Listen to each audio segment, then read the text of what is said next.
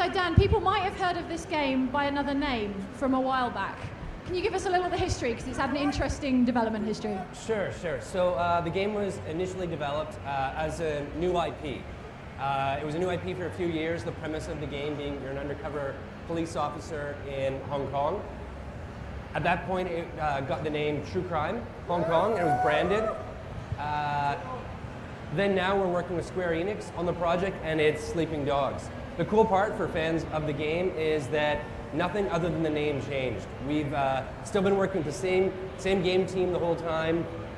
We've had the same characters, same voice actors, same features. So we've had continuity in terms of development. And we've been working on it 4.5 years now. So the additional time we've gotten has been fantastic, and the game's feeling really polished and coming out in just over a couple of months. Okay, Dan, so tell us what's happening. Is this right at the beginning of the game? What are we going to see? So this is one of the early sequences in the game where your main character, Wei, on the right-hand side, he's come back to Hong Kong, and he's been sort of set up and put into prison so that he can meet an old childhood friend of his, Jackie Ma, and basically to try and re-infiltrate the triads. Jackie Ma is still the same old. Good to see you. What the fuck? They finally deport your ass from the United States? It was mutual. Time I came home anyway. Yeah, lock up. Home sweet home. So what they get you on? Nothing that'll stick. Ha! Well, don't let them pin any extra shit on you. Fuckers will try, let me tell you. Once they hear you're from old prosperity, happens all the time. Hey, so you still in touch with any of the guys from there? A few, you know. People kind of go their separate ways, but... You remember Winston? He's moved all the way up to Redpole in the Sun On Yi. Got a couple of things going with him right now, matter of fact. Huh. Redpole and the Sun On Yi. Shit, Dog Eyes always said he'd be running that neighborhood. Oh, Dog Eyes is a Redpole too. It's still a total poker guy. He was the one who got Winston in. They were pretty tight back then, but now... Hey, wasn't Dog Eyes hanging with your sister? Yeah, it was a long time ago. Hey, remember when we were kids and you stabbed Dog Eyes with a pen? You totally saved my ass that day. Oh man, I gotta tell Winston that story. He'll fucking love it. Man, Wei fucking Shen in the flesh. I can't believe it. Looks like I'm out of here. Hey, Jackie. So look, if you and Winston ever need help with any of that shit you got going on with him. Of course, man. Look me up when you get out. It'll just be like old times.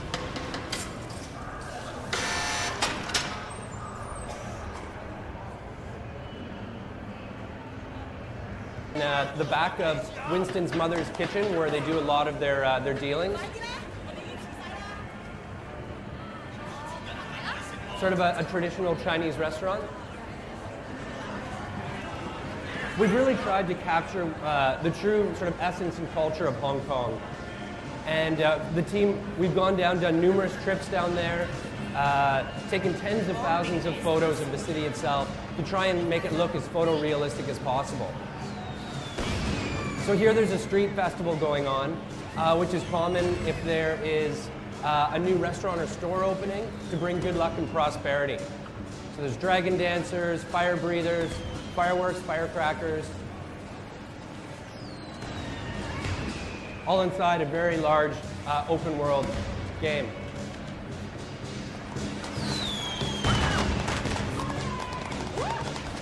So all the major landmarks in Hong Kong are still intact, but we've played a lot with the sort of layout of the island to basically best suit gameplay. But we did the majority of the voice acting down in Hong Kong, and a lot of the people that you'll bump into, you'll notice they're actually speaking to you in Cantonese.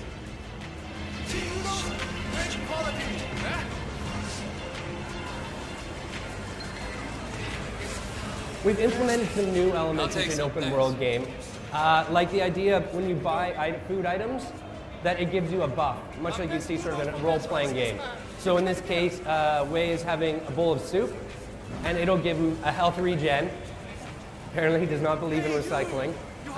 So for the next sort of 10-15 minutes, you'll see this icon up in the top right corner, indicating that I have that buff working. And you can combine them and get several different buffs. So if I had a pork bun, it would give me increased melee damage. An energy drink would give me increased accuracy when shooting. And we also included the idea of having clothing items. So if you get 3 clothing items that belong together as part of a set, you'll get a gameplay bonus that entire time you're wearing that item. My personal favorite outfit that you can get is the tourist. And when you go and buy an item, everything costs 20% more. So there's not actually a really good gameplay buff, but we thought it was pretty funny anyways.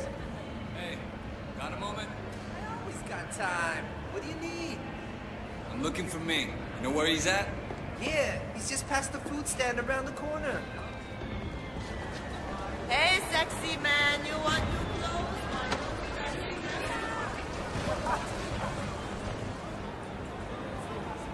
You make it up for me tonight, and we got a deal. 嚇？我真係要咁做？ Are you Ming? Oh shit! Stop! So we've implemented a free running or parkour system that by holding down the A button, I sprint, and that by using the left analog stick, pushing left or right, I'm able to do crowd dodging. As I get up to an object that I want to do like a free run or parkour over, a vault, I let go of the sprint button, tap it again, and I do a vault or jump or climb over top of it, like I'll do with this table here. We try to keep it all kind of simple and intuitive on a single button, but giving still the player lots of ability for additional control. And we have some events, favors in the game that are all based on doing free running moves.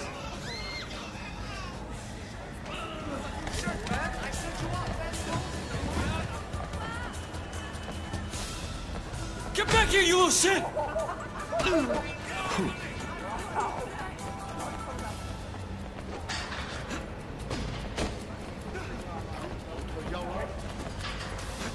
Guys, I need your help!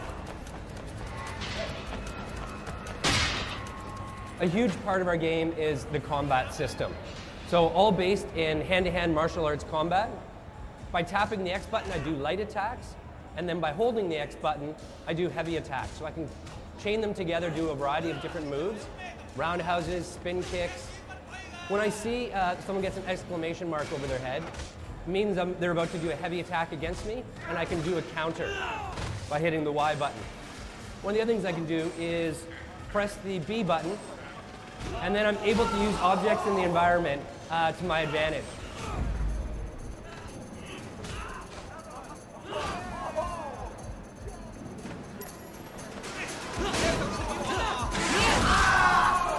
I know, that's one of my favorites too.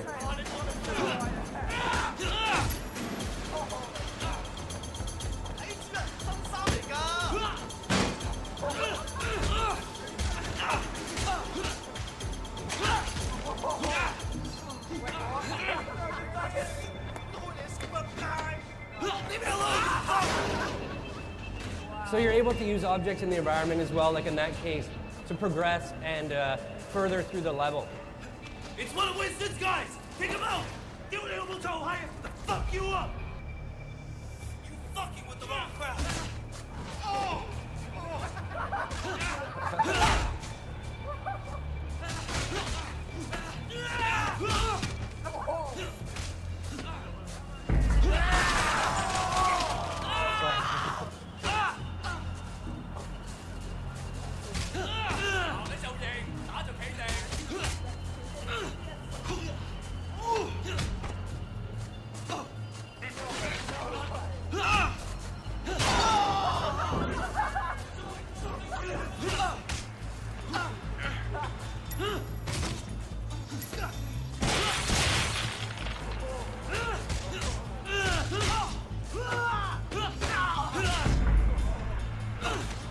The red circle around the enemy's feet, that represents their health.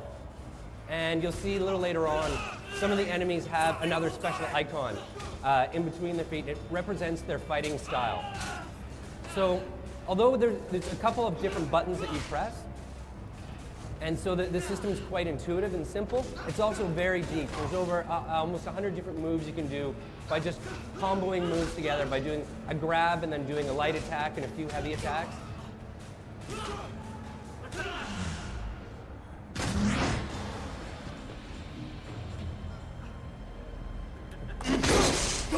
kill you. Fuck dog eyes. Winston owns this area. You fuck with us, and you'll regret it. Okay, okay. But please, make sure dog eyes doesn't kill me.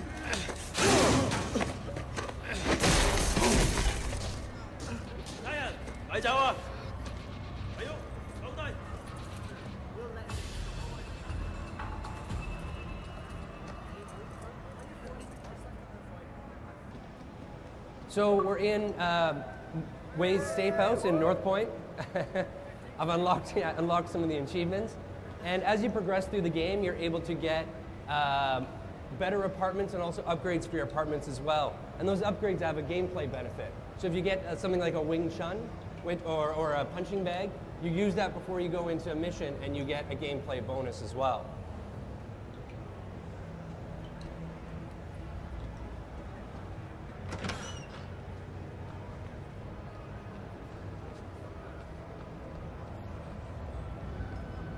So this is the north point of Hong Kong Island. And we've got a bunch of these health shrines all around the city. And as you find them and use them, every 5 you get, it gives you an overall 10% increase to your health. One of the other collectibles you can find in the world are these jade statues. You meet a martial arts instructor, and he tells you about these statues that have been stolen. And as you return them back to him, he'll then teach you new martial arts moves. So again, the player at the beginning of the game is actually quite different than later on. You go enjoy yourself. I can go to any one of the parking lots in the world and access any of the any of the cars that I've already acquired. There's over 65 different vehicles in the game: motorcycles, mopeds, cars, armored vehicles, fire trucks.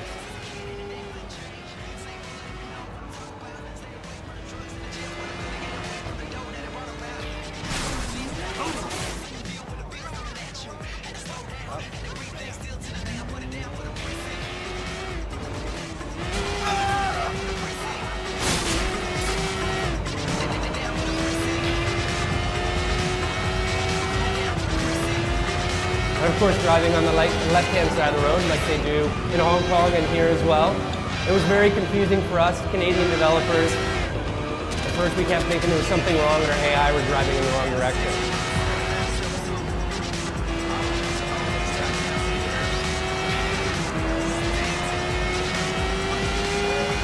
You can see it's a very, very large world with lots to do and explore in the city itself, not just all of the story missions that we have in place.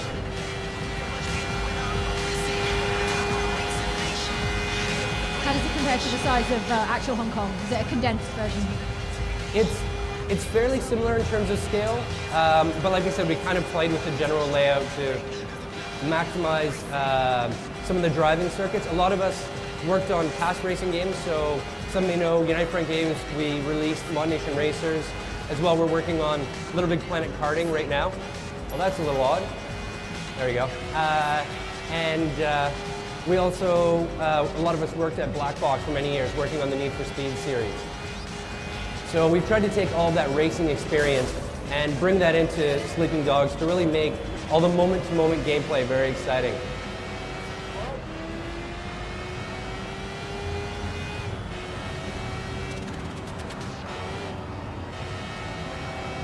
And so all the different major sort of areas of the city are represented, Central being much newer. A lot of expats there, particularly high British, still influence in that part of the city.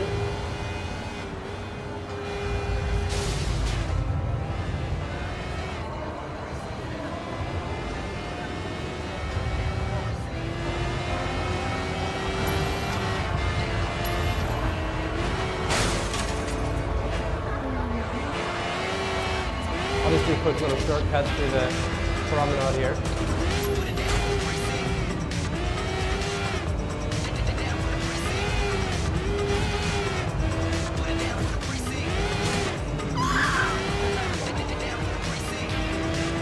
So I'm just going to jump into the mission. They've really given us that additional time to make the polish that we needed.